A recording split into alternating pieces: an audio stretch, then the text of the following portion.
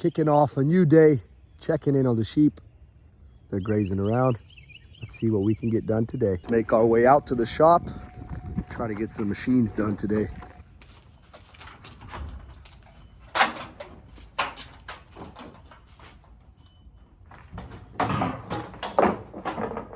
We're gonna open up all the doors and let in as much sunshine as we can.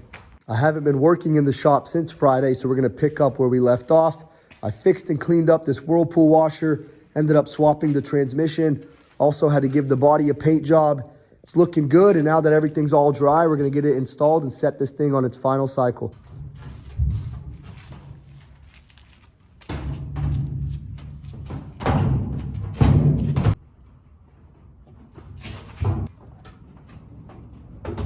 Got everything put back together.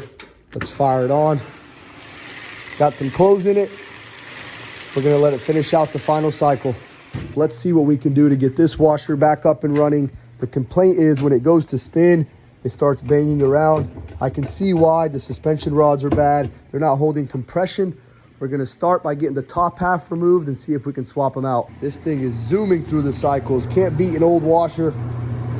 Working like a champ. I bypassed the child lock for now in order to open it and watch it run. Pulled the back panel off the head unit, disconnected all the wires to the control board and the tube to the pressure switch. Now we're good to remove the top half.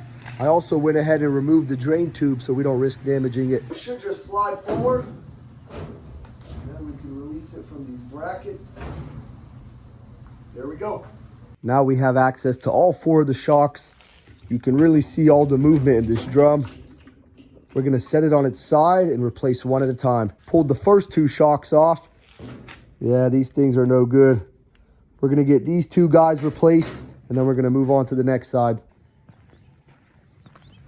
Four little guys hanging out together. This Whirlpool washer finished out its first test cycle, working great. Now that we're done with that, we can focus in on this one. Flip the machine over, pulled out the other two. Let's get them swapped. Starting from the bottom, gotta run it in.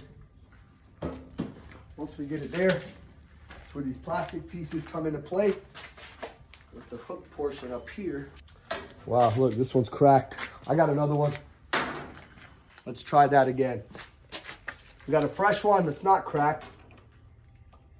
It's not that big of a deal, but we're already here, so we might as well put a good one. And that's it. Now let's get the next one installed. That's gonna conclude the shock replacement. There go the four old ones. Now there ain't hardly any bounce in this drum. Let's reinstall the top end and get it tested. Let's get this thing set in place. Make sure we don't pinch any of these wires. We are good to go. We'll get it screwed in. First, let's hook up all these wires. Pretty simple, only two of them. Then we got the tube to the pressure switch. And that's it, we're ready to test. Let's get the drain tube reinstalled and the ground screw.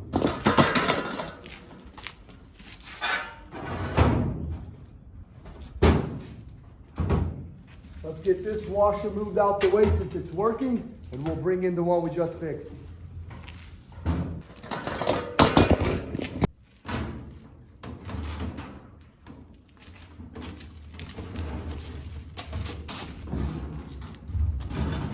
We're getting ready to run it on its first test cycle with clothes.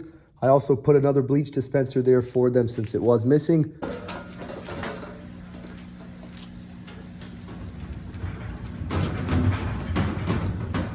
I'm gonna start cleaning off the pad. I got some of these machines that aren't worth fixing. This one's already got the top half removed. Let's finish scrapping it out. We got a couple pieces pulled off.